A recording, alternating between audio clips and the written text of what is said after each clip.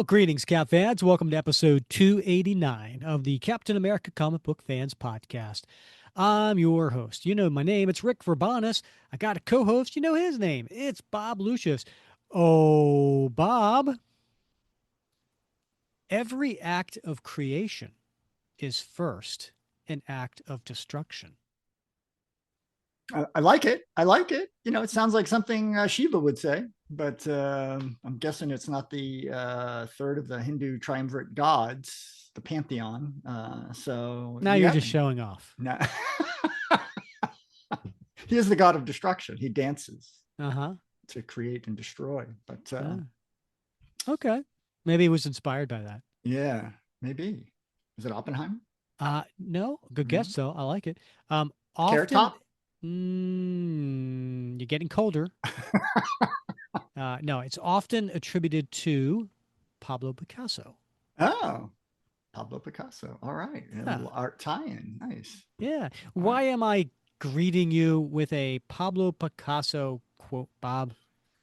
Oh, well, we are doing a comic book, so art springs to mind. Uh-huh. Pablo Picasso, was he what was the quote, Bob? Well, it was about every I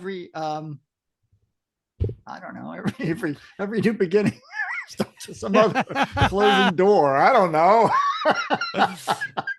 Every act of creation there it is first an act of destruction. Okay. Yeah, okay, that makes sense. All right. Yeah.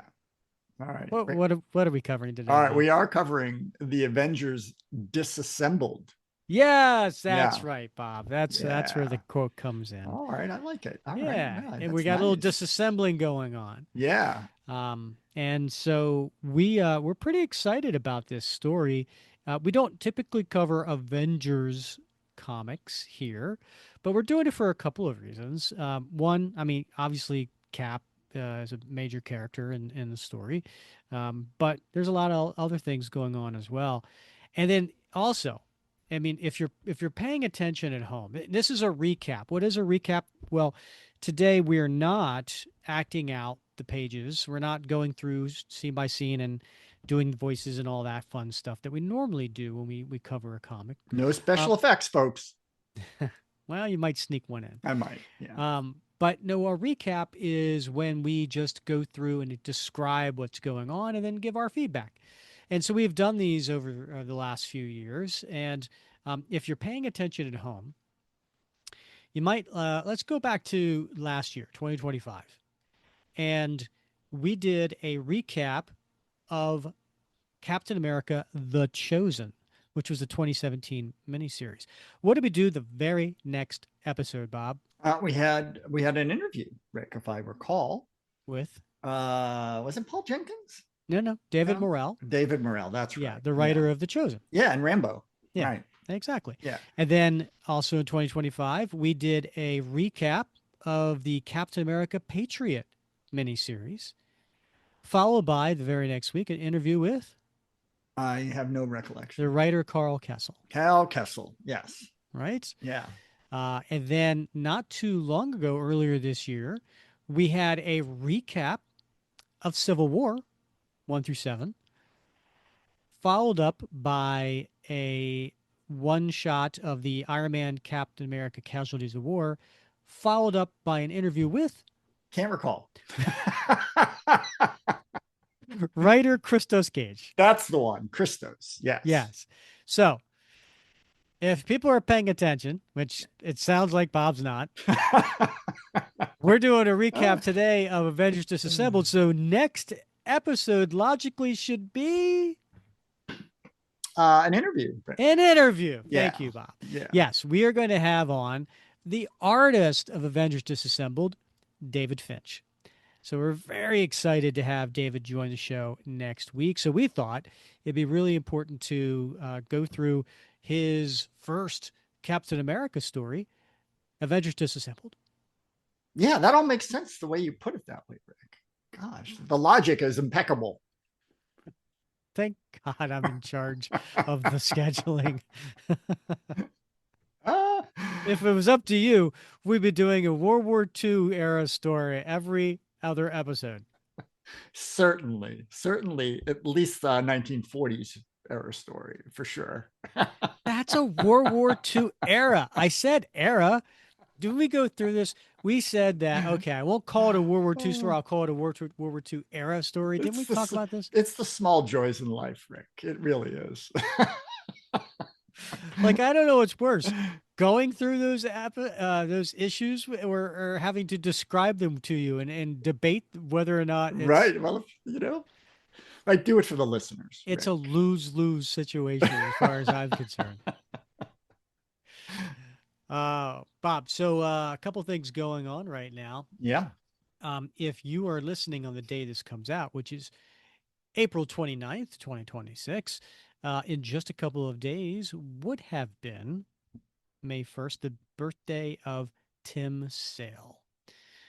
Tim Sale, unfortunately, passed away a couple of years ago, but a beloved artist who's done so many wonderful things over the years, most notably working with writer Jeff Loeb on various um, miniseries. For DC, did a couple of the Batman stories, like the Long Halloween and so on. Um, and then for Marvel, did a bunch of what they call the color stories. So, meaning it was Spider-Man blue, Daredevil yellow, Hulk gray, and Captain America white. Right. Yeah. Which I am very, very lucky to have a page from a Captain America white story. But yeah, gone too soon, but would have been a birthday for Tim Sale on May 1st. Rest in peace. He certainly is beloved. Do you have a favorite Tim Sale story? I don't. I mean, I haven't read a lot of Tim Sale stuff, but I do have, of course, all of the issues, and I think there was a little kerfluffle with that series, wasn't there? Wasn't Oh there a yeah, delay, right? yeah, But eventually they all major came out. delay. Yeah, Yeah. but they're also collected in a trade pub, so I have that as well. Enjoy it. Hmm. Yeah, I have the. I think I have the hardcover for that. Don't have very many hardcovers, but that one was Mhm. I wanted to get. Um, so should we get into today's story? Probably should for the sake of our listeners. Okay, the Captain America 500. So what we're gonna do, um, I'm gonna take issue 500. You're gonna go 501. I'll do 502, and then you finish up with 503, and then we'll have a nice little uh, recap at the end of our thoughts on the complete story. Um, so going to take us back to summer of 2004. Now, this was a big summer for me because I had just opened up my comic book store in Atlanta. And for those who were in the Kennesaw, Woodstock, Town Lake area, that was Comic Books, etc. was the name of my store. And we opened it up the summer of 2004. And uh, so one of the things, when you're a comic retailer is it's a lot of guesswork based on how many copies should I order of this particular series and this particular issue, and because uh, you whatever you don't sell, you can't return. So you have to basically, it just sits there, and that's just wasted money. But you don't want to have too little amount of copies because when people come into the store and you're constantly selling out of things, they're like, well, this isn't a reliable store. I need to go somewhere else. So it's a fine balance there. And so when you're opening up a store, it's just wild guesswork. You have no idea how many people are coming in. You don't have any subscribers yet at that point. And so Avengers 500 was coming out. And I had to figure out, like, how many copies do I get of this? I wasn't a big Avengers fan, even though I love Captain America. I just wasn't a big fan. I started reading volume 3, which kicked off, which that was the Kurt Busiek writer and George Perez. It was the artist, and I got into that in my personal collection. So I was kind of into that. But then after the creative team left, I kind of lost interest a little bit. Chuck Austin came on, and that's kind of how it was going. This was volume three, but they decided, Bob, to go back to the legacy numbering. Now, the interesting thing is they really, as far as I remember, they only did this once before with at Marvel. Nowadays, it's like, oh, they do it all the time. But at that time, in 2004, it would only done once before, the year before, when Fantastic Four, they were in their volume three, and they did their legacy numbering to 500. And it was a pretty big deal. And so uh, they decide for Avengers, they're going to do the same. So that's why all of a sudden we go from volume three, number 84 to Avengers 500. And so it was a pretty big deal. The other thing that was a big deal was Brian Michael Bendis and David Finch were coming on as the creative team. And Brian Michael Bendis was a hot writer at that time. And David Finch was kind of like an up and coming, but well known for a few different series. And so that was the other thing. And then the third thing was across the Avengers logo at the top, they had this stamped word on it, disassembled. And it was like, huh? What's going on there? And would you like me to read you the solicitation, Bob? I sure would, Rick. And I'm going to say this is an approximate solicitation. I could not find the actual solicitation somewhere, um, but AI thinks this was the solicitation. So we're going to go with this. All right. All right. We'll see. Avengers Disassembled. Star writer Brian Bendis, Daredevil, Ultimate Spider Man, and red hot artist David Finch, Ultimate X Men, take the reins of Earth's mightiest heroes. It's the start of something big, something that will change the face of the Marvel Universe. You will not believe what happens in this issue. No, really. Well, they've hooked me. Yeah, Yeah, I'm hooked. right. I'm going to order some And backup copies. so the creators, as I mentioned, Brian Michael Bendis and David Finch, inker Danny Mickey, and colorist Frank D'Armata. That name should sound familiar. Love Frank's coloring. And the title to this is called Chaos. And we see that this is Chaos Part 1 of 4. So and by the way, the release date was July 28th of 2004. It had a cover date of September 2004. So I just want to preface for all four issues we're going to cover. For this story, it may seem like it goes by very quickly because it all happens very quickly. The story, the pace, everything. In the first issue, I'm sorry, first part of the story, there's only a couple of scenes, and they all happen in a very very short period of time. And on top of that, there's a lot of very large panels, splashes, double page splashes. Lots. Yeah. So, and we'll call that out as we go through the story.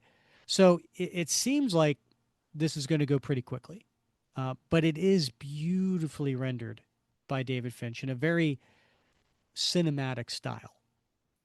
And we look forward to talking with him about that in the next episode. Rick, can I circle back around? Yeah, Yeah. Comics, etc. comic books, etc. Comic. What was the etc.? Uh, Toys, T-shirts, posters, Oh man. statues, All right. It's memorabilia. the full Yeah, on nice. I wish I yeah. could have seen it. Oh, it was a complete store. It Yeah. was, and it was. I wanted to be clean and inviting, Mm-hmm. so it was almost like going into a Walden Books. Yeah. Like it Yeah. was nice fixtures and lots of good lighting and carpet, and it wasn't like a dungeon hole in the wall type of Right, place. right, right. Some Yeah. places have been. Um, but the reason the name, so originally the name of the company was going to be Hero Headquarters, Ooh, nice. and when I opened when I launched before I opened the comic book retail location, I started a an online business, and the URL, the best URL I could get at the time, and this was 2001, Yeah. 2002. So there's only like 50, 60 people using the internet at that time. So the best URL I could get was comicbooksetc.com. Okay. So if my URL was going to be comic books, etc.com, I was like, all right, I'll just name my Yeah. business after Makes that. sense. Yeah. But my logo, and I had the logo created by an artist I knew. I wanted to look like a comic book logo. So it Uh-huh. was like comic book stacked on each other. Yeah. And then etc. was in like a word balloon Yeah. with an exclamation point instead of a period after the C. Yeah. And then it was sitting on a like a slate that said "Your Hero Headquarters." That was like our tagline. Nice. I like it. That's cool. Marketing. So Yeah. anyway, um, should we get back to the comic? Let's get back to the Yeah. All comic. All right. right. So let's look at the cover to Captain America 500. So I did mention the logo, but the other thing, the A, there's like a little A in a round circle, in red, which has been the symbol. Just that A in a circle has been the Right. symbol of the Avengers for a while, but it's shattered. Yeah.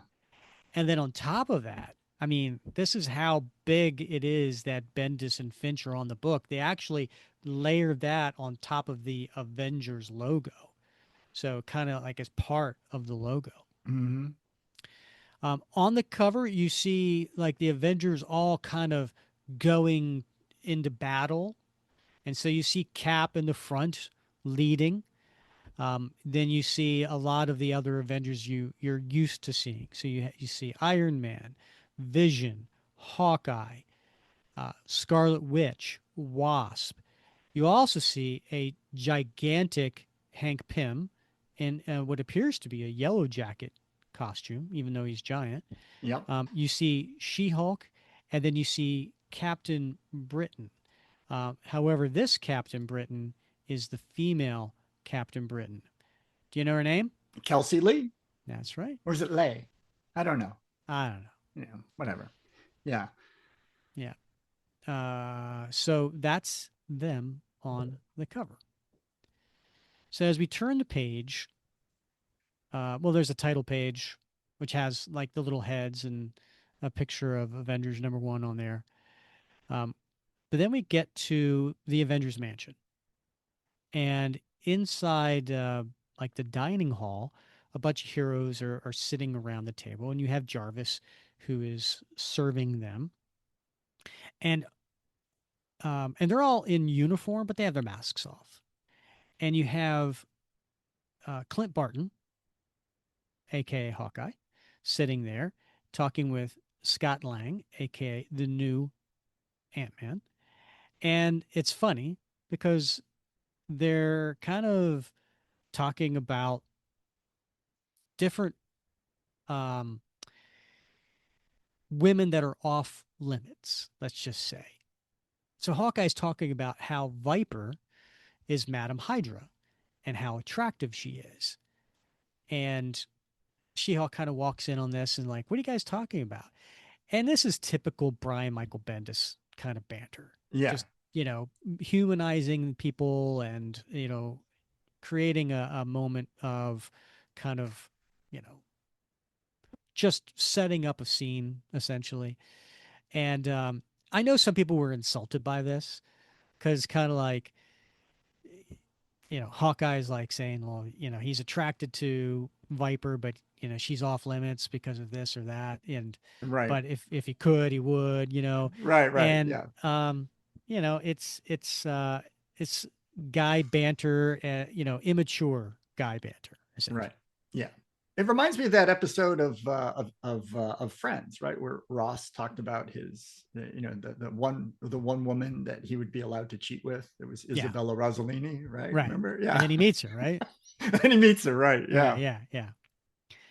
Um, but then suddenly, the proximity alarms alert them to the return of a character who is presumed dead, Jack of Hearts.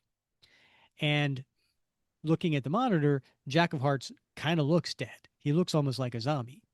And Ant Man, Scott Lang, who had seen Jack die personally while Jack of Hearts was saving his daughter, Cassie, rushes out to go talk to him, even though Janet's like, wait for us. When he gets there, Jack basically says, I'm sorry, before he spontaneously detonates, causing a massive explosion that kills Ant Man and also destroys a portion of the mansion and nearly buries the other Avengers, including Jarvis, with rubble. And they all crawl out and search for Ant Man, and he wasn't very fortunate. It appears Scott Lang is dead. There's a skeleton underneath the rubble. So this is a starting off with a bang, literally. Yeah. I mean, very unexpected, right? I mean, it moves fast. First thing, they're sitting around the table, just chit chatting, and being friendly with each other, drinking coffee. And next thing you know, there's a cataclysmic explosion, and Ant-Man is incinerated. It's crazy. Right. And all of these, again, I'm going. Yeah, it doesn't sound like I'm going fast, but we just covered like 10 pages, right? Because there's a lot of seeing, like, the double page spread of the explosion, and then the crater that they're looking through and everything. It's just there's a lot being covered, or I should say, it doesn't sound like there's a lot being covered, but it's there's a lot of pages here, and it's visually stunning. Yeah, and everything is dense, right? I mean, there's a lot of action, a lot of activity in almost every panel. Yes, yeah, a lot of detail. So then we cut to a double page splash of the UN, and we see Tony Stark, who is currently the U.S. Secretary of Defense, which is something that happened, I think, in his title, the Iron Man title, and he's giving a speech. And he starts, as he's giving the speech, he starts to sweat, he starts to stutter a little bit, and he becomes very aggressive and insults the Latverian ambassador. Now, who's the what is the Latverian ambassador, Bob? Well, he's the ambassador to Doctor Doom's country, so Right. So they're not exactly a well thought of country here. right. And so at this point, Yellow Jacket and T'Challa, aka Black Panther, who's there as a delegate, not as an Avenger. They basically try to stop him because it looks like, he nearly fires because he's wearing his Iron Man uniform without the helmet on, and he always gets the repulsor going, and they stop him from firing at the ambassador from Latveria. So he finally leaves the podium and he begins to regain some sorts, just semblance of sanity, right? And as he's there, the Scarlet Witch comes up and asks him, if everything was okay, what happened? And he tells her that he thinks he's drunk, but he swears that he hasn't had anything to drink, which is very, very interesting because we know that, from the demon in a bottle story in Iron Man, that, Tony has battled alcoholism for quite some while and he's been sober for quite some time. So this was very, very odd. And then um, they get a code white from the Avengers mansion. Code white. That sounds pretty bad, Bob. That does sound bad. That's like all hands on deck sort of thing. What was the codes when you were in the Marines? Did they have colored codes? We did not have color codes, right? Yeah, Okay. I know they have the who ordered the code red? Did you order the code red? You damn right I ordered the code red. That we didn't have a code red. I don't. Now Okay. maybe they do down in I never served on Guantanamo. Maybe the infantry barracks, Marines down there, they do code reds. I don't know, but we didn't. We didn't have those. Okay. Yeah, I All wish we right. did. I wish we had like a code mauve, Yeah. or something. But And listen, man, you don't need to lie to me because I can handle the truth. well played. Well played. Okay. So back at what's left of the mansion, Captain America has arrived with Shield personnel. And there, I love this because he berates a young soldier for speaking down to Jarvis. That's awesome. Yeah. Yeah, and he basically says, um, "You talk to this man as if you were speaking to me. As far as I'm concerned, this man is an Avenger." Love that. Yeah, that was beautiful. Kudos to Brian Michael Bendis for painting Cap in that regard because I totally can see him saying that. So Jarvis basically attempts to explain what happened when all of a sudden they see an Avengers Quinjet coming from the sky, and it's a really cool the way Finch has this set up because it's all vertical stripes that of the same size, and there is essentially five of the Quinjet getting closer, closer, closer, closer, and five of the looking at Captain America getting closer, closer, closer to his eyeball.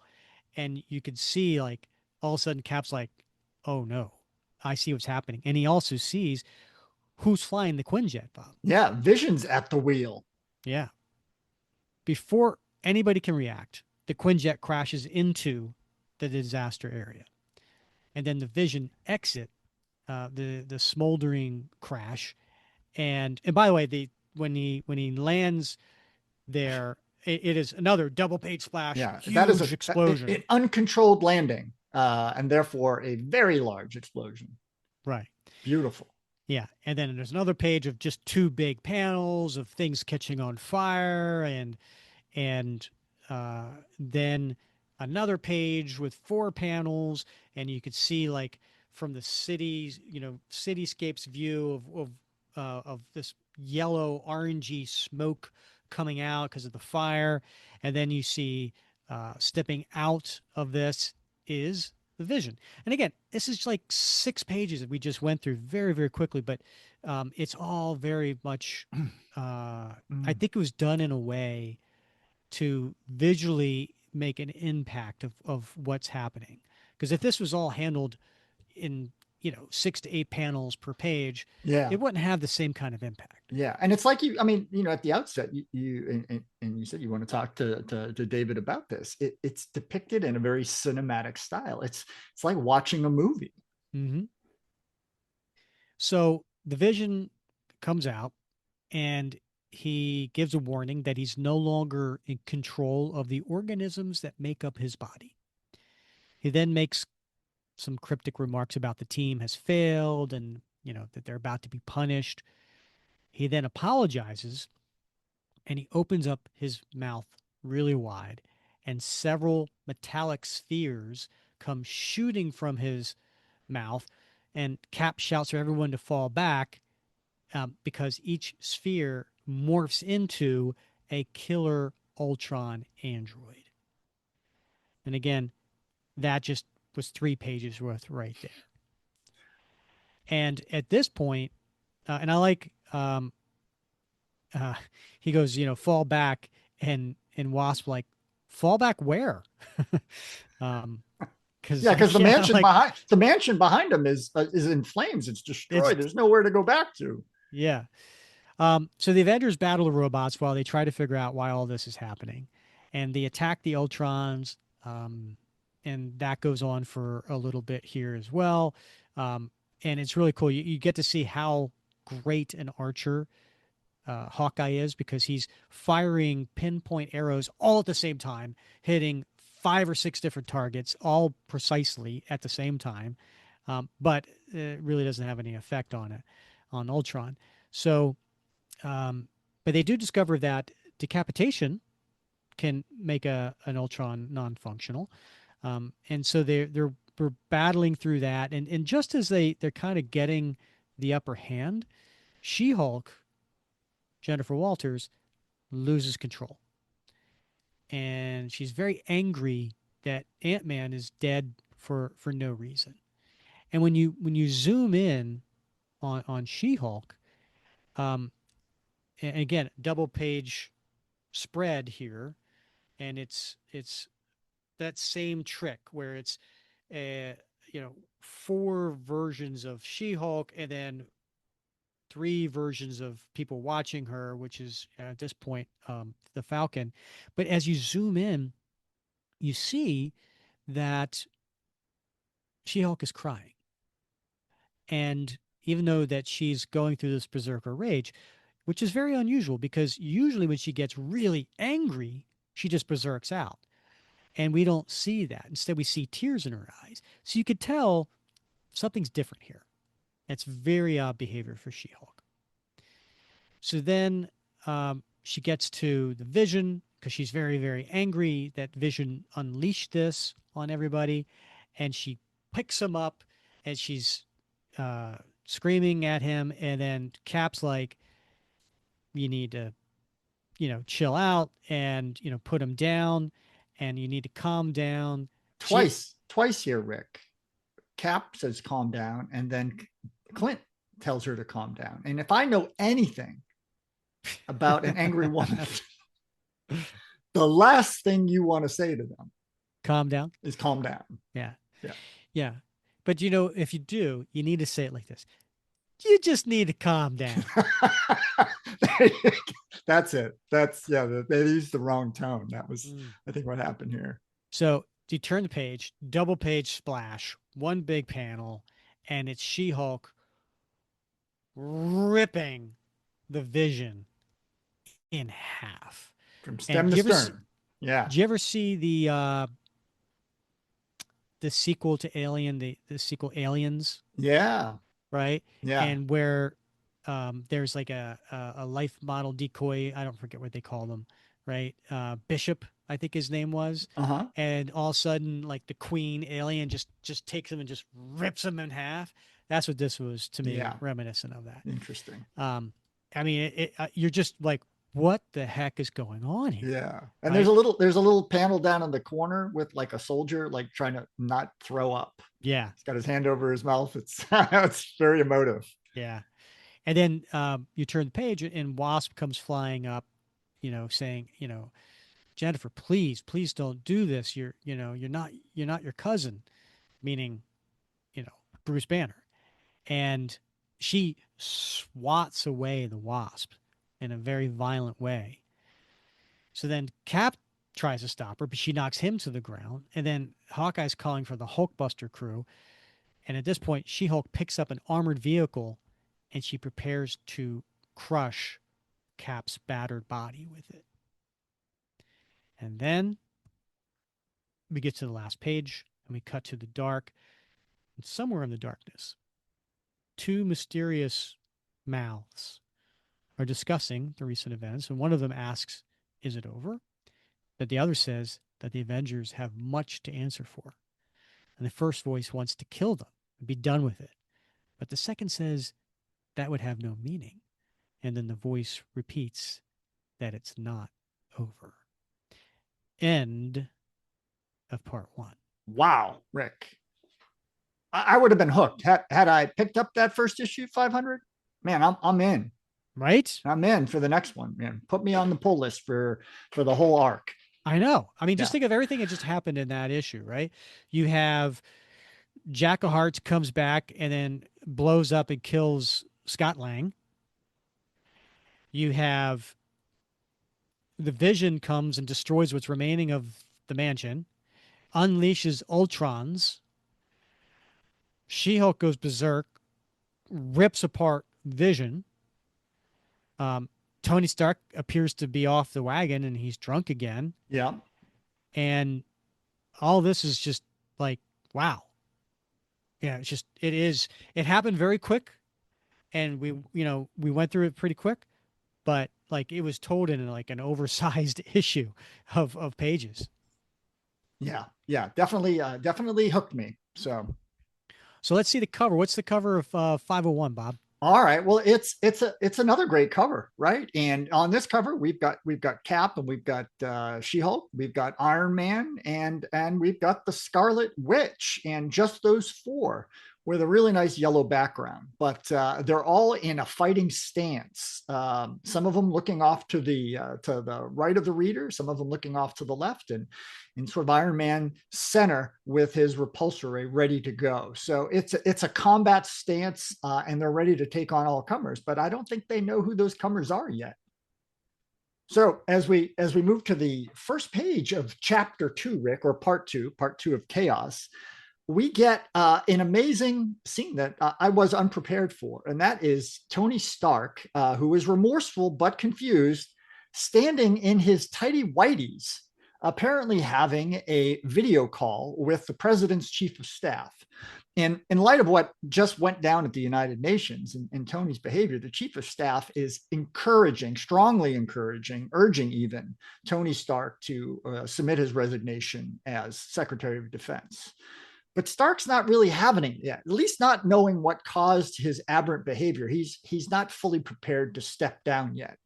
But he gets an alert, and so he excuses himself, puts on his Iron Man uniform, and zooms across town. And we see where he's going as he's flying through the skyline. We see that those flames and the smoke in the distance where Avengers Mansion has been incinerated. And when he gets there, we see, right before he gets there, I should say, we see She-Hulk, and she's got that armored Humvee that you mentioned, and she's holding it over her head, and she's getting ready to throw it at Cap, who is prostrate on the ground, because if you recall, she just pushed him down while she slapped away the Wasp. And we see Kelsey Lee, Captain Britain, trying to get She-Hulk to relent.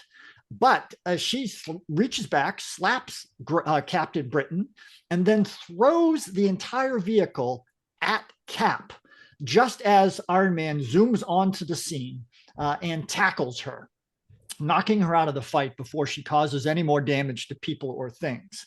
And then Tony and Hawkeye, they lift the Humvee off of Cap just as Falcon arrives with an injured and unconscious Wasp in his hand. And he's getting ready to fly Wasp off to the hospital. But who arrives on the scene? But as you said, from the cover of Chaos Part 1, we see Hank Pym as Giant Man in his Yellow Jacket costume.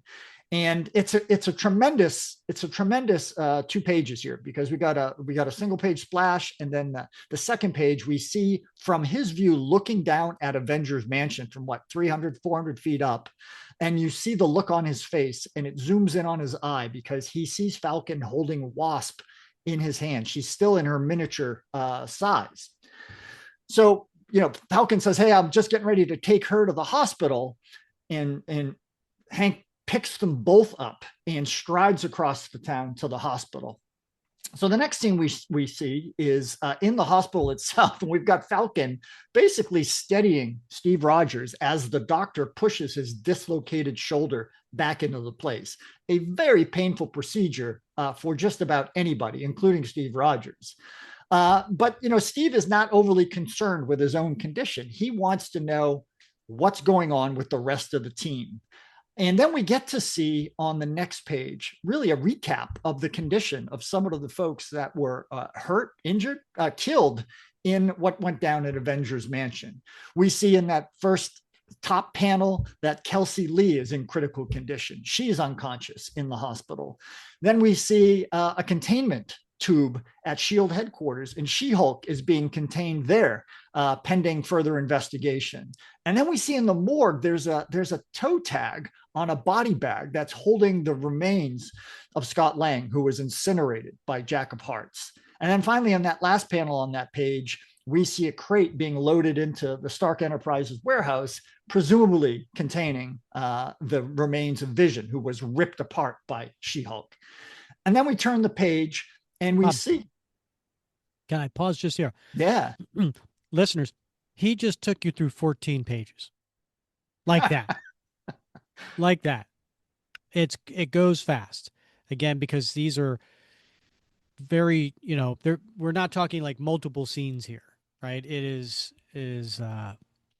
quite a fast moving story. It is, yeah, yeah, like a movie, right? We turn the page and we see Hank Pym sitting on a chair next to a hospital bed. And the bed looks empty. But in a couple panels later, we see that in fact, Janet Van Dyne, Wasp, she's on the pillow and she's unconscious with some oxygen being fed into her. And she doesn't hear anything that Hank is saying, but he is talking and he pours out his heart to her about his resentments and his regrets, begging her to wake up. It's a really poignant scene considering their history together.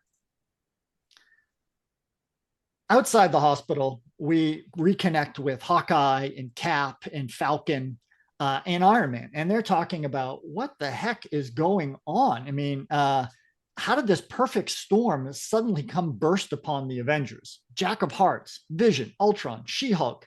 The best theory they can come up with is that perhaps there was some pre-programmed code that was buried deep in the Vision by Ultron, and it was set to release as soon as the Avengers found themselves in some sort of desperate situation. That Code White moment that Tony alluded to.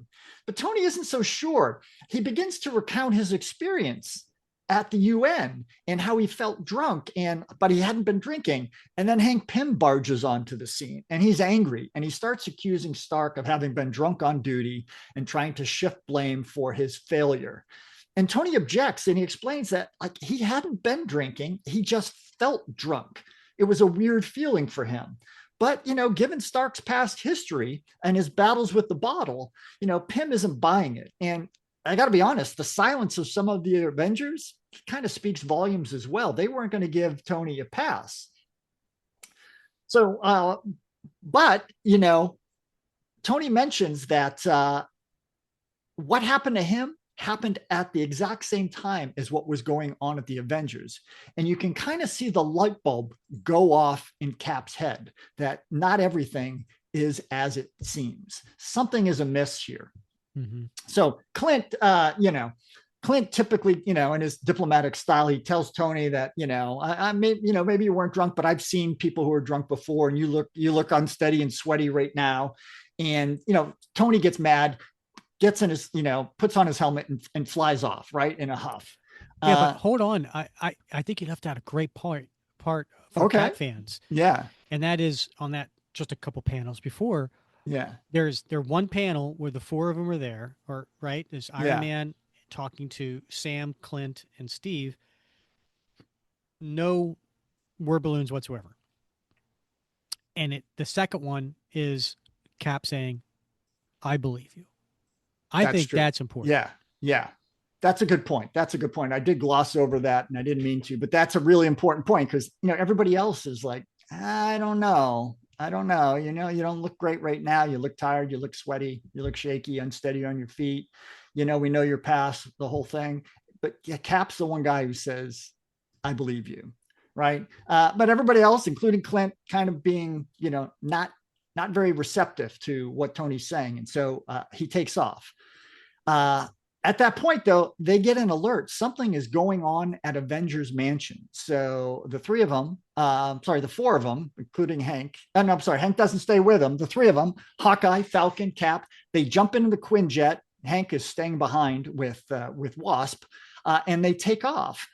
Zoom back over to the Avengers Mansion, which of course is no longer there and has been blocked off by S.H.I.E.L.D. for pending investigation. So they land in a park right across the street. And we see them land and we see the stairwell come down and Hawkeye and Cap get off. And we see the camera basically zooms in on Cap's expression. And he's got a little bit of a shocked expression on his face because when we turn the page, we see a double page splash that has Nick Fury. And we've got about 36 different former, current allies of the Avengers standing in front of the burned out Avengers Mansion with Namor at the front of the crowd waiting for Cap to return. Can you name them? All of them? Probably can name about 95% of them. But I'm, Well, for our listeners who don't know, yeah. let's see you try. All right. Well, let's see. Well, obviously, we've got the Fantastic Four. I see Spider Woman in the back. I don't have my glasses on. We've got Warbird and Hercules. We got Moon Knight, Hercules. Hercules. We got Black Panther, and we got Ms. Marvel, and we got Tigra and Wonder Man. Who do we got there? We got Falcons there. How did Falcon get back there so quick? Oh, he flew back. Right. We got Stingray and Jocasta. Oh my gosh, they're so small. Um, I don't know, man. Well, obviously Submariner, this Firestar. Uh, yeah, that's it. That's all I can see. Who's the guy with the stripy arms? I can't remember his name. Stripy arms. Yeah, Where's he? he's leaning against the fire. Oh, Spider Man. He's right below Spider Man. Wonder Man? No, behind Wonder Man. He has stripe arms? I Well, don't he see looks it to stripes. me. I mean, I'm looking at a very small Is that image. Luke Cage? I don't think that's Luke Cage. No? It might be Luke Cage. It looked like he had stripy arms, but he looks like he has mutton chops. So a lot of there's Black Knight. Mm-hmm. Yeah, there's a whole cast of characters that Did showed you up. did you mention triathlon? I did not mention triathlon. He's there. Yeah, How about Silverclaw? I did not mention Silverclaw. Did you mention Star Fox? I did not mention Star Fox. Rage? Rage, I did not mention. Firestar? I did mention Firestar. Okay.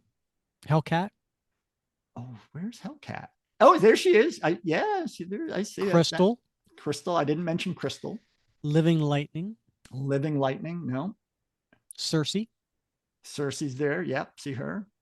Well, yeah, there's a ton of people. There's a ton of people. It's an amazing double page splash, Rick. Can you imagine Mm-hmm. owning these pages? I would love to. Man, it's just amazing, isn't it?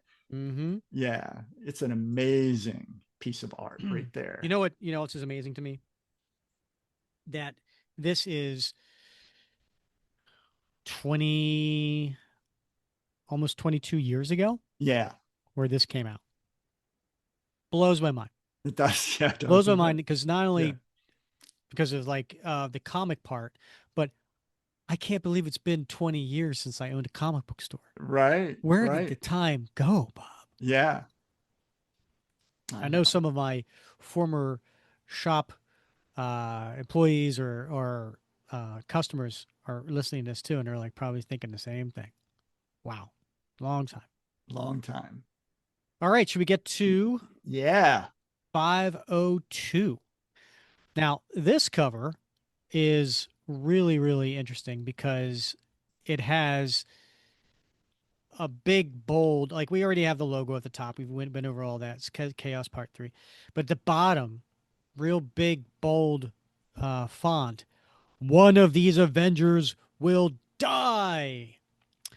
And you have four Avengers on the front. And they're all standing on top of a building at nighttime in the cityscape, and you have Hawkeye taking point with his bow. Behind him, to his left, is Scarlet Witch. To his immediate right is Hank Pym Yellowjacket, and to his immediate right is Wasp. Now, Bob, were you reading these when they were coming out at the time? I don't believe I was, Rick. I was, where was I? I was in Indonesia at the time. Okay. So, yeah, I didn't have access. So, to me, when I saw this cover, I think I did what a lot of people did and was basically like, oh, please let it be Hank Pym. I mean, you know, Yeah, I was you like, had to pick. Yeah, yeah, because he wasn't really well liked because of, his abuse towards Janet. He as a character, he wasn't well liked. He was redundant. Now you have Scott Lang as Ant-Man. I think a lot of people were rooting for that.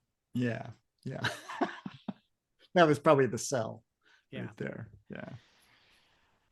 All right. So we get to the opening double page spread, And that splash, that double page splash that you had mentioned that ended 501 is part of this. So they just basically replicated that and put that here, um, because there's no point in asking David to redraw that, right? Yeah. Um, so that was there, and then there's several panels around it. So the reserve Avengers, they gathered in response to the emergency call. Captain America asks the assembled heroes, why are they here? And Black Panther tells them that they were all Avengers once, and when the alarm sounded, they answered. However, Nick Fury is not very happy with their presence, saying that they are contaminating the crime scene and demands that they disperse. Now, Miss Marvel then asks Cap, is it true that Scott Lang is dead? And he very solemnly uh, confirms her question and then comforts her as she goes to hug him. I thought you were going to say, Rick, as any of us would do. Hug Cap? Yeah, I'd hug Cap. Comfort her. Oh, oh, Bob. I Way to couldn't be not, I sexist. couldn't help myself. Well, I just feel bad for Mm, her. That's all. I see. So then suddenly there's a call from the United Nations, Fury gets, who announces that they are discontinuing their relationship with the Avengers. And Hawkeye is pretty angry, but Captain America, he's a little more pragmatic. Again, Nick Fury tries to get the heroes to disperse until he notices a Kree warcraft in the sky. So we turn the page, and there's a double page splash, a couple, maybe three little panels inside it, but it is a red night sky. Now we're assuming it's red because of all the smoke and the fire from the mansion, and it's kind of making everything look red. And that's one of the questions I want to kind of talk to David next week about, and that is, was that on purpose? Because like a lot of the story is dark, heavy shadows, and was this a decision of him, or was this a decision of Frank, the colorist, to make it that way? Because I am kind of curious because it definitely has a darker feel to it, and I think that goes along with the ominous feeling of the story. So Fury, he radios the helicarrier to get intel, but they tell him that their instruments aren't picking up anything. And meanwhile, the sky is filling with Kree ships. Again, another double page splash of of all these. There's a big mothership, and then there's all these different smaller fighter planes, and they're firing down, and all the heroes on the ground are just looking up in awe until the fires start coming down and shooting and blowing up things around them. Fury tells his men to look out their windows, and they finally see what's going on. So at this point, it seems like maybe this was, I don't know, all part of the Kree. Like, is everything bad happening to the Avengers? Is this a Kree thing? Because if you think about it, like Jack of Hearts, he came from space, right? Because that's the last we Right. saw him. Yeah. Yeah. Vision appeared to be coming from space when he was coming down in the Quinjet. Right. Um, so maybe the Kree are behind all this with their wanting to get revenge on the Avengers. Remember, they did kill the Supreme Intelligence way back in Galactic Storm. So that's the thought that was going through my head at the time.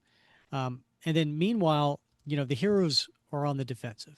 So as they're being fired on, and uh, again some big explosions, they're fighting back, and then at some point, um, Hercules manages to rip a Kree out of his ship, and the alien blasts him and runs off. But Spider-Man, trips him up with his webs, and the Kree runs right into Captain America's shield. And then Cap asks the Kree why they were attacking now, of all times. No, And but the line though, Rick. oh, He yeah, like bangs him in the head with his shield and knocks him to the ground because he's armed, right? So he bangs him, and then he says, you mind telling me what this is about, soldier? "I love this, so calm, so Yeah, collected, right? yeah, Great yeah. line." I did feel that when I was reading it too. Um, and so the warrior, he kind of rambles on about how the supreme intelligence foretold of this day, how the Avengers would pay for their betrayal. Captain America asks, how were they portrayed? But before he can get an answer, a whole Kree militia beams down and just starts blasting.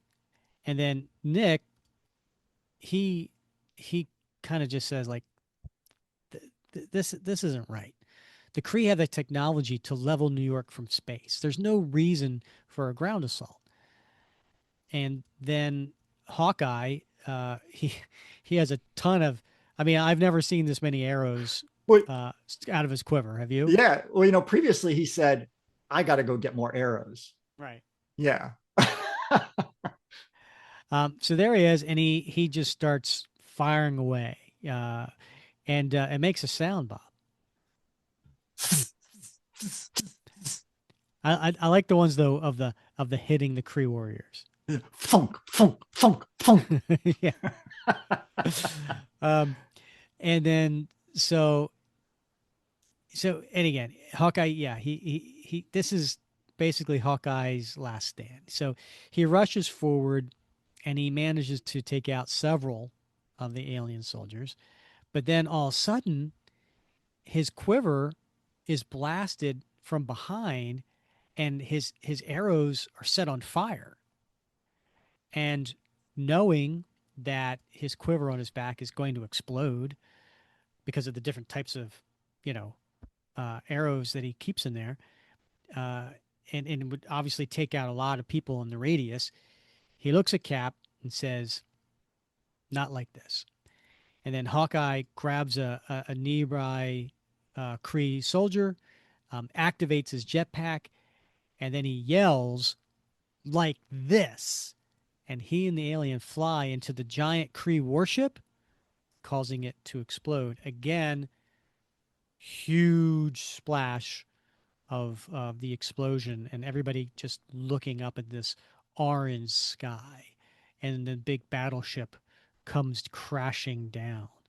And at this point, Cap yells, "Avengers assemble." Probably not needed. Just saying. Yeah. I think everybody kind of knew. Superfluous. Yeah. Yeah. But at this point, um, while Cap's leading the army against the alien invaders, they all beam back into their ships and they fly away. And then as they are examining the wreckage, um, they determine, it's not even metal. And so is there a lot of confusion going on? And then as the heroes are trying to make sense of what just happened, who shows up? But Doctor Strange, at least in his astral form. And he apologizes for not getting there sooner. And he tells them that magics are being abused. And then there's a close up on Cap's face. Cap seems puzzled, but then a sad recognition passes on his face. And he says, "Oh no." And that brings us to your final part 4, Bob. Yeah. Avengers 503. Yeah, Chaos Part 4, and what a cover! We have Cap, and he's sort of squatting down with his shield sort of braced on the ground in front of him, and arrayed in front of him are a number of artifacts. Right, we see Clint Barton's bow and his arrows. We see Ant-Man's helmet, right? And we see Thor's hammer, which is curious because Thor's not in this story. He's off doing his own thing on Asgard in the Ragnarok storyline. So he's not even in the storyline. So Can I it's comment on that? you sure can. So during this time, Marvel as a business, is trying to cash in on this whole Avengers Disassembled thing. So there was a bunch of tie-ins. There was Captain America Disassembled. Also, at that time, remember they had Captain America and the Falcon series Right. that had Disassembled. They had Iron Man Disassembled. They had Thor Disassembled. They had, I think, one or two others. And as a comic shop owner at that time, I would read everything, and with the idea that I wanted to be able to explain things to people, and I couldn't look people in the eye and be like, "Oh yeah, yeah, yeah, you really need to pick this up to get the full story," because I don't know if you've ever read any of these tie-ins, but they were nothing like that. Like, Right. Yeah. like just take Captain America. We covered Captain America and the Falcon, right? Because we had Bart Sears on, and we covered that story, and there was no tie-in to this.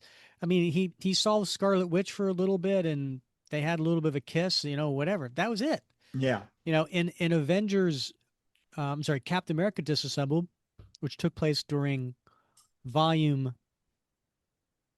3, the end of Volume, no, it was the end of Volume 4, and that was the Robert Kirkman issues, Yeah. right? Yeah. That had nothing to do with this. Yeah. Um, so I I basically once this came out, and then New Avengers comes out, which comes out after this, House of M comes out.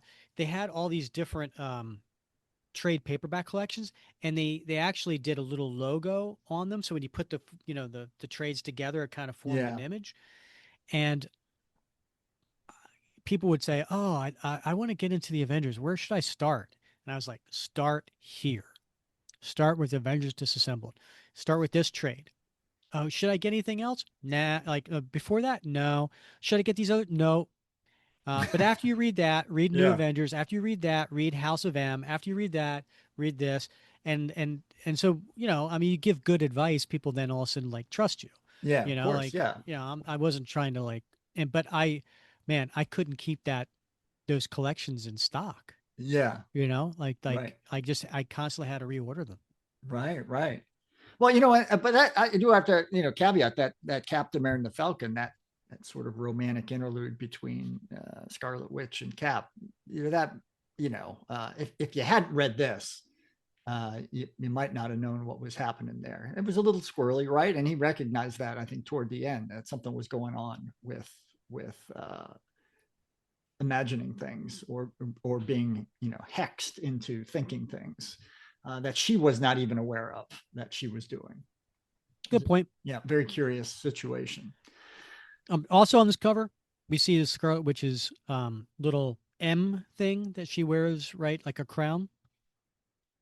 We see the Vision's cape, and it looks like an Ant-Man piece as well. So this book opens up very curious. It's prior to the events that are occurring. We don't exactly know when, but it just says then. And we're at the Avengers mansion, and we're at the pool. So like I didn't even know they had such a nice in-ground pool, but they've got a huge pool, and there's a Quinjet park behind it, and we see Clint's practicing. He's in his shorts and a tank top, and he's practicing shooting his arrows out in the backyard. And then we see Janet Van Dyne, and we see Wanda, and they're laying by the pool, sunning themselves in their bikinis. And Janet's talking about, gosh, she had this scare. She thought she might have been pregnant with Clint's child, but it turned out that it wasn't. It was just sort of a little late that month. That's all, and nothing. Just sort of a false alarm. And then And she, by the way, that's a callback to the previous writers, I think Chuck Austin, story where she and Clint had a little bit of like a fling. okay. And So also, I should point out, sorry, um, the art here is different. it is So different. Yeah. this flashback scene is done by Oliver Copel. So it does have a different look and feel to it than what's currently going on. Yeah. and it has a lot of cheesecake, if you know what I'm saying, Rick. Oh, I am picking up what you're throwing down, Bob. Oliver's, good at that stuff. But in any case, Janet is talking about, she's opining that, like, superheroes shouldn't have kids and blah, blah, blah, blah, blah. And like, and then she makes this offhanded comment to Wanda, and you thought you could have two. And then she realizes that she's made a mistake, because Wanda's response is like, what do you mean? What do you mean that I had two? And then Janet gets up and excuses herself and heads off to the restroom. And we're led to believe, that maybe Wanda is on to something. Now we know that, way back in, what is it, Vision and the Scarlet Witch is when we're introduced to her two children, Billy and Tommy Maximoff. And that was quite a while ago. And there was a whole story regarding those two kids, and eventually they disappeared, courtesy of Mephisto. And Agatha Harkness got involved and made Wanda forget that those two children existed. And so I think we're maybe led to believe here that Janet, is like, oh, not supposed to bring that up, and forgot and got up. And perhaps Wanda, still doesn't remember, but by the look in Wanda's eyes, there's something amiss. It's almost as if perhaps she is starting to remember. And then we jump forward back to the events of the end of the last issue. And Doctor Strange is in front of the Avengers mansion with all the assembled heroes.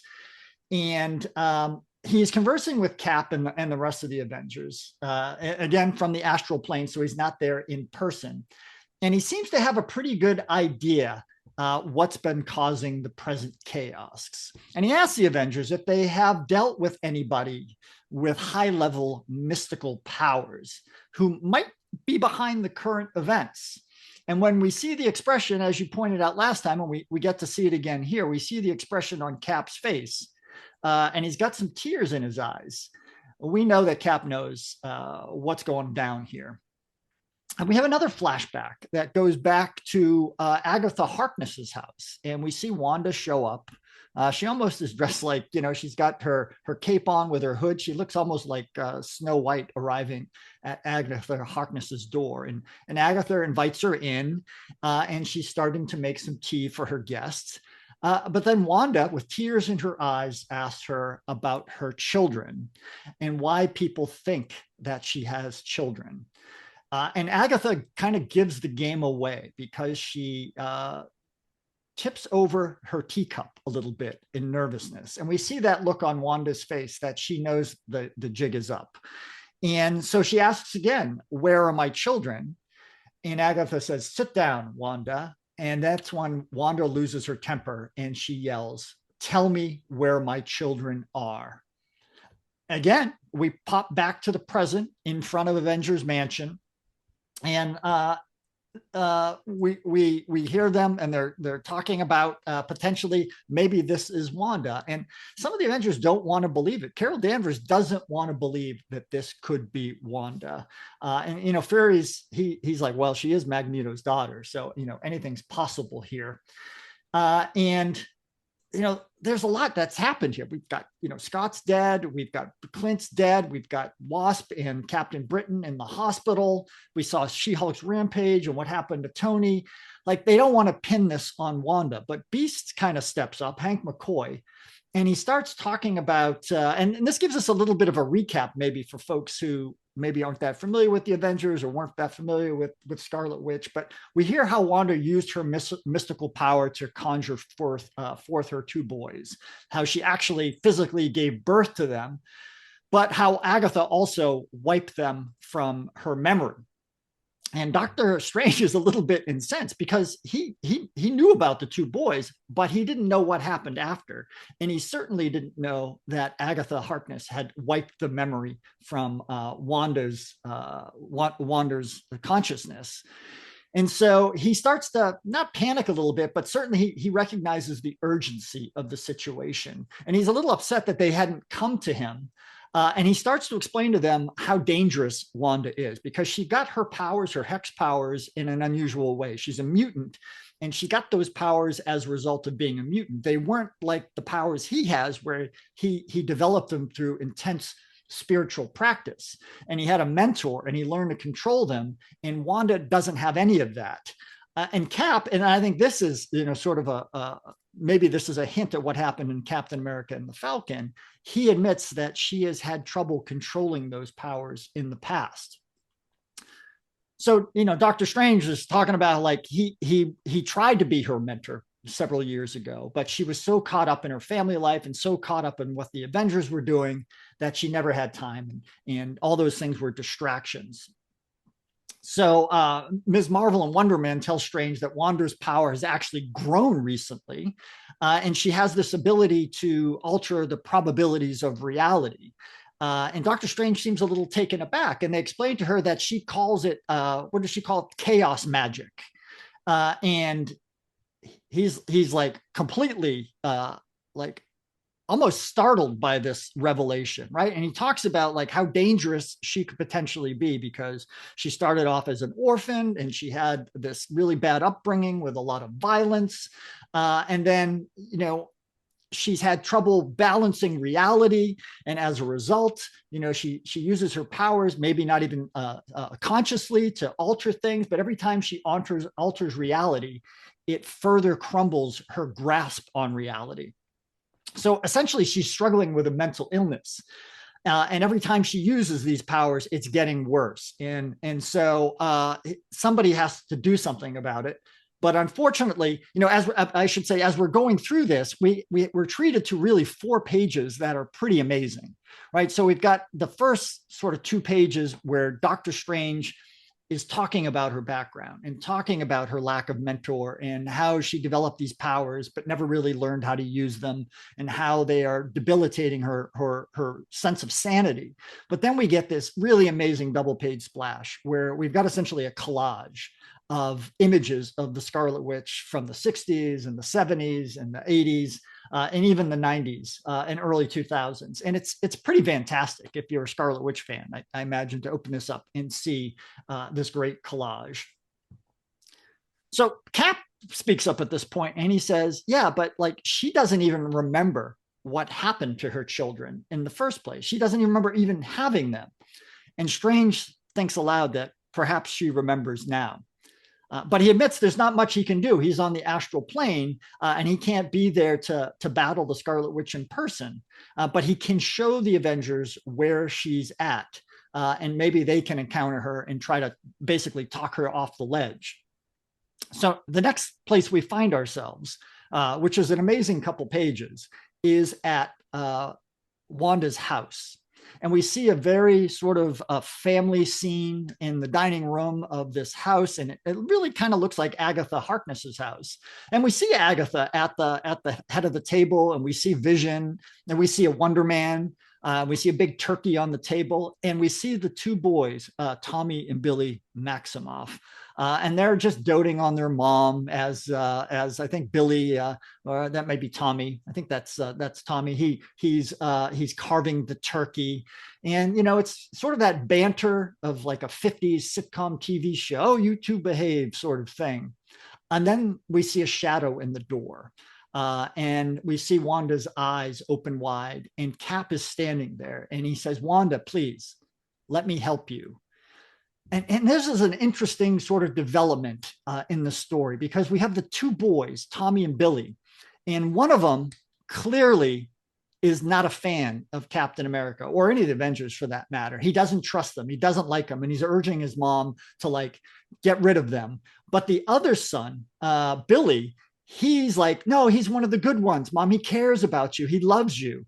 And it's like this 2 sides of Wanda's psyche battling with each other. Imagine these were the 2 voices that we might have seen in that issue 1, at the end of issue 1, where we saw that conversation in the dark.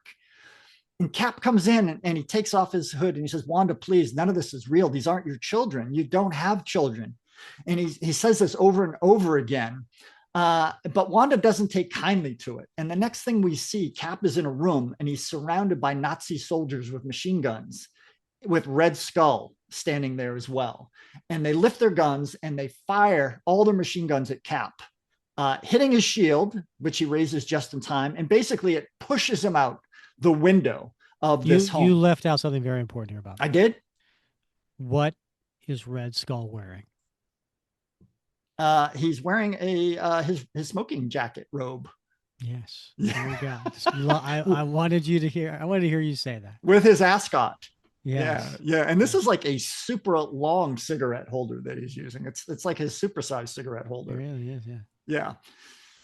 So we see outside. So Cap came through the window, and now he's laying on the top of the stairwell, the stairs leading up to the front of this apartment building, and we see Wanda basically hovering above him. And at this point, Warbird is super agitated. Right now, she's recognized that in fact Wanda has done all this, and she's screaming at Wanda. And Wanda's only response is, "Stay away from my children."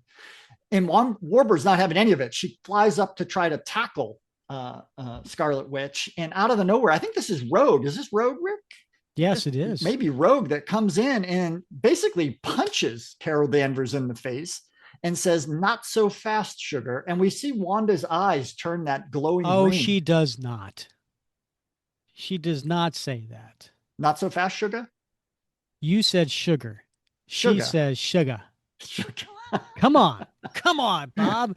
We strive for accuracy here. I I've let you say wander way too many times. Wanda. Wanda. I'm It's from New England, Wanda. man. You've said wander a few times. All right, let's get this right, Bob. All right, all right. So we see Wanda's eyes, start to glow green as she begins to hex. And then we see a two-page splash that is amazing, right? It is a melee, because now we see the Incredible Hulk is present, and he's rampaging, and we see the Red Skull, and we see multiple Spider-Men, and we see Tigra attacking Stingray, and we see an Ultron, and of course Rogue and Warbird are wrestling in the sky.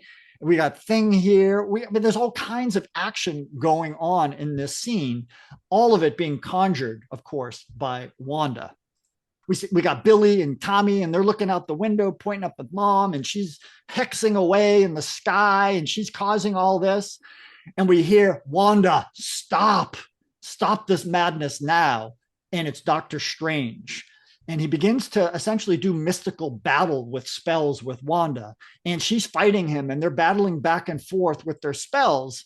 But he uses the eye of Agamotto to basically cause her to stand down. She passes out and becomes unconscious and falls from the sky. And Cap catches her, thankfully, and he's cradling her in his arms. And Strange tells him, she's alive, but her mind is gone.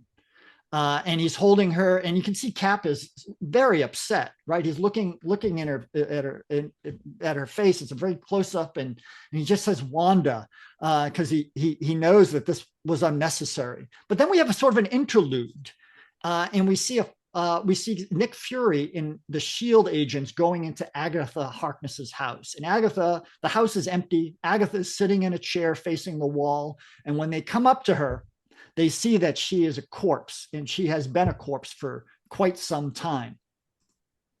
Go back to the scene with Cap holding Wanda in his arms, and we got a beautiful full-page splash of Magneto coming down from the sky in front of Cap. And he says, "Give me my daughter." And then he walks over and he takes Wanda from Cap, and he holds her in his arms, and he says, "Xavier was right. It was you. I failed you." And then he launches up into the sky, and he essentially flies away. And everybody else is silent. None of the Avengers say a thing. They basically just get in their Quinjets or fly away or walk away without another word. And that's the end of the story. What? That's the end? That's it, Rick. Mm. Well, Yeah. other than the finale. Yeah, there is a finale one shot. We won't cover that today.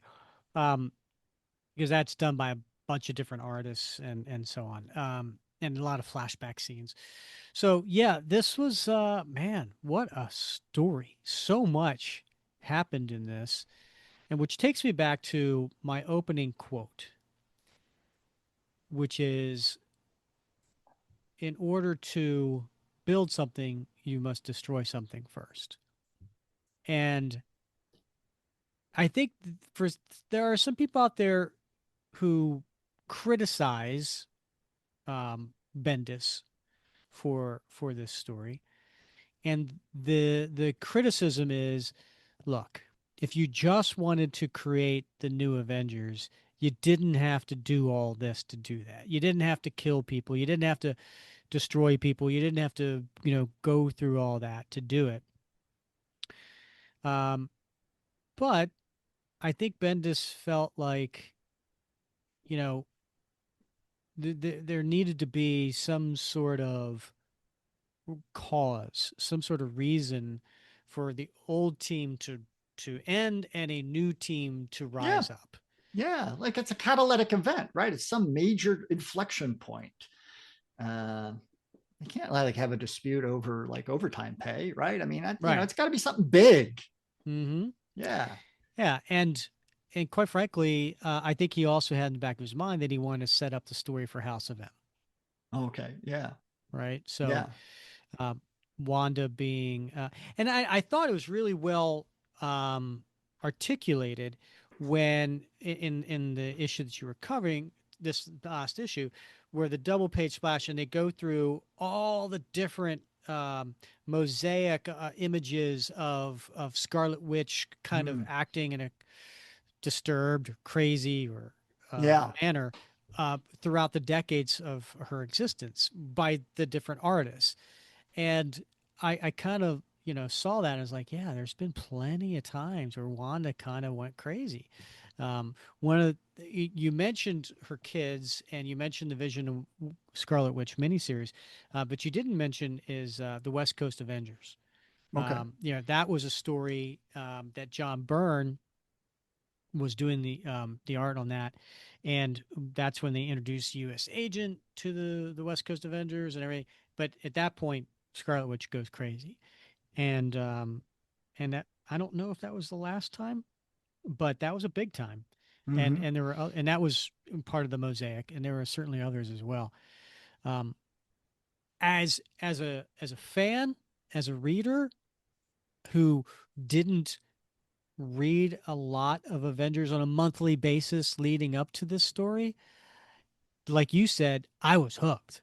Yeah. I was totally hooked, and the art was amazing. That this cinematic style, the story, like wow, stuff was happening, like big name stuff was happening. Gets your attention pretty fast. Now, here we are 20 years later.